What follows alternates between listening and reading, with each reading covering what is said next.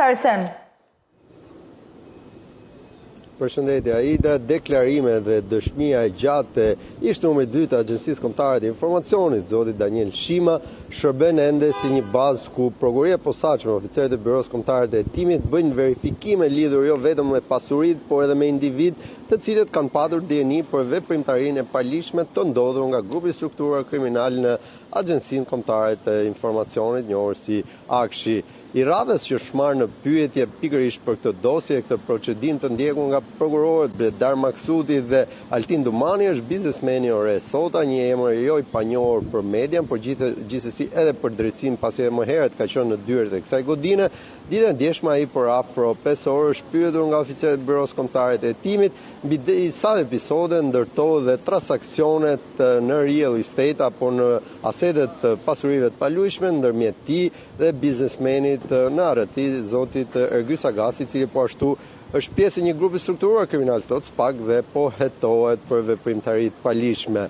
Çfarë njohësh kanë, çfarë e lidh, si janë bërë transaksionet, pagesat, pronësitë mbi këto asete kanë qenë ndër pyetjet e bërë zotit Sota, por ajo çfarë ka ndodhur ndryshe nga mjaft personazhet të cilët kanë qenë këtu dhe janë pyetur, ka qenë Havadi Libashi, ka qenë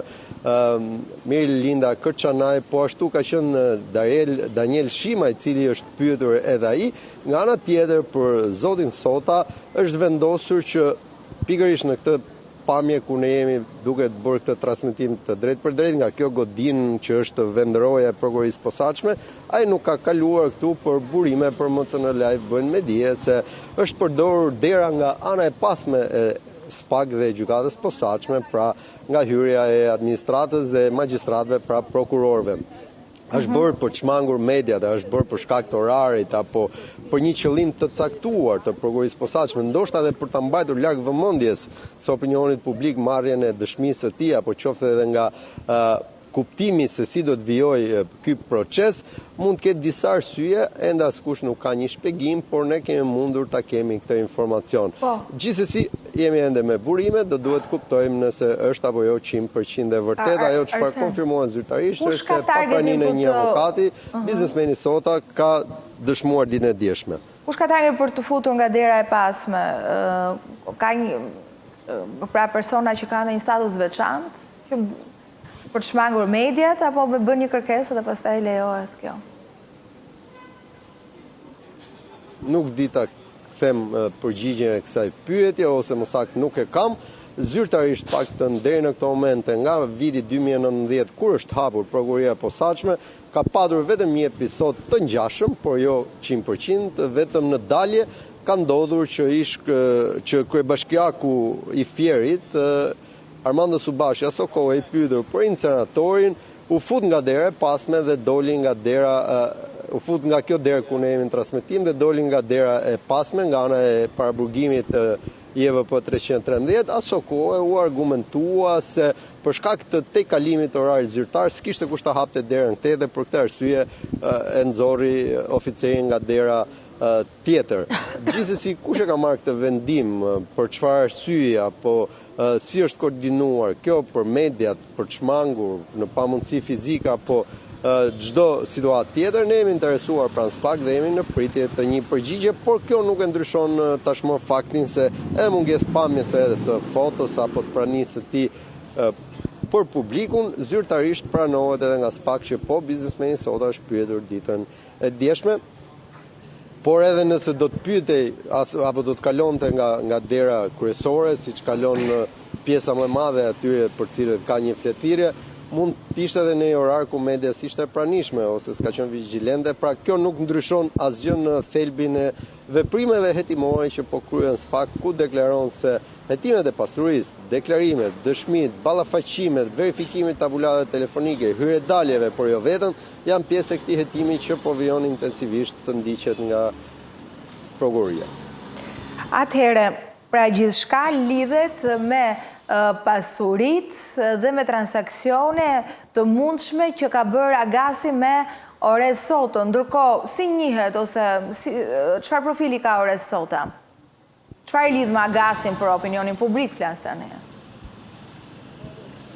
Për të qenë korrekt, gjithçka lidhet me dosjen Akshi, ajo çka ne dimë është që arsyeja pse ai është thirrur këtu është me dosjen Akshi, jo zyrtarisht burimet flasin se bëhet fjalë për disa transaksione,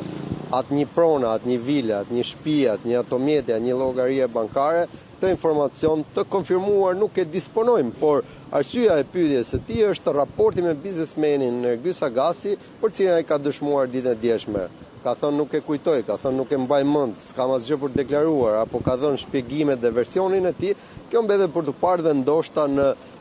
veprimet e tjera kur s'pak të dalë edhe me vendime që ofron masa sigurie apo pushime, do të kuptojmë siç kuptuam edhe herën e parë në atë vendim për masa sigurisë për 8 subjektet e proceduara penalisht. Aty kishte dëshmi të mjaft personave që as nuk dihet që kishin ardhur dhe kishin qenë në SPAK apo të kontrolleve të kryera. Por ajo çka dihet tashmë është se biznesmeni Sota i njohur edhe i përmendur kohë më parë edhe për një sasi të konsiderueshme parash të gjetur në automjetin e tij, por edhe po ashtu edhe patentat e lundrimit të skafit të ish-ministrit brendshëm asaj kohe, zoti Samir Tahiri, ore Sota u procedua dhe më pas u lirua nga gjykata dhe ai procedim u mbyll dhe ai tashmë është një person pa probleme me drejtësinë. Në statusin e tij të radhës përballë kësaj godine dhe prokurorisë, ai është në statusin e personit që ka dieni për rrethanat e një vepre penale dhe hetimit që s'pak ka të hapur në dosjen Akshi. Pra, gjithçka mbetet me transakcion, nuk kemi të bëjmë me element që kemi parë ndom gjatë këtyre ditëve ku bisedohet për shembull me përgjime, ku bisedohet për pengmarrje, për intimidime, për presion, apo s'është në këtë skem Sota?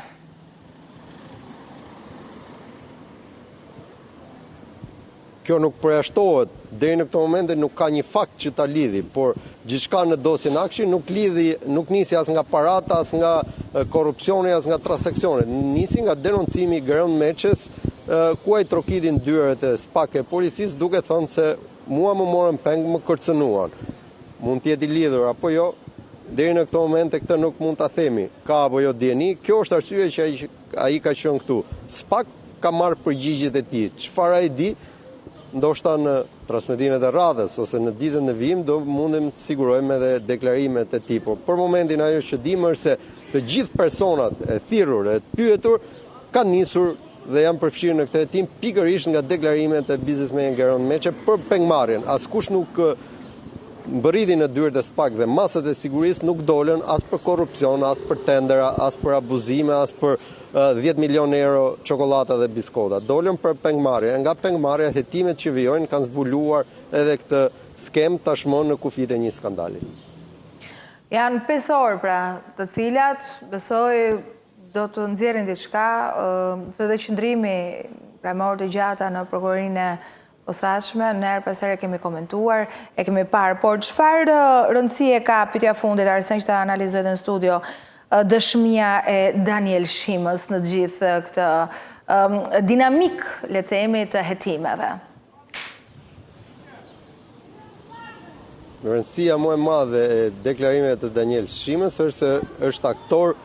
i përfshirë dhe numri 2 i Akshit, pra një personazh i cili di gjithçka si ka funksionuar ky institucion për aq sa i ka qenë. Referuar vetëm veprimet më të fundit ku ai pretendon për pasuri të fshehura të ishe provërës së tij, apo e ishe biznesmenëve të përfshirë në këto prokurime apo në këto skema, tregon që deklarimet e tij janë të vlefshme. A janë 100% të vërteta? A ka apo jo përgjegjësi juridike dhe penale edhe zoti Shima? Këtë është SPAK dhe gjykatat e cilët do duhet ta vendosë. Por deri në këtë momente dhe pse SPAK nuk ka mbajtur një shëndrim, është krejt e kuptueshme që veprimet që ky institucion kryen në terren kanë ardhur pas deklarimeve të tij, çka dëshmia e tij është përdorur edhe si indicie apo provë për të bindur gjykatën për të lëshuar urdhër kontrolle të ambienteve të dyshuar pasuri të fshehura. Por jo vetëm, deklarimet e tij askush deri në këtë moment nuk ka mundur t'i zbartë të plota. Mund të ketë folur jo vetëm për pasurinë, për shumë elementë tjerë, ose mund të ketë folur edhe vetëm për pasuritë. Ajo çka mbetet është presim derisa SPAK të bëjë veprime konkrete për të kuptuar nëpërmjet vendimeve të gjykatës përfshirjen apo përgjegjësitë e gjithë secilit në këtë grup kriminal, por edhe skem abuzive. Faleminderit, Arsen.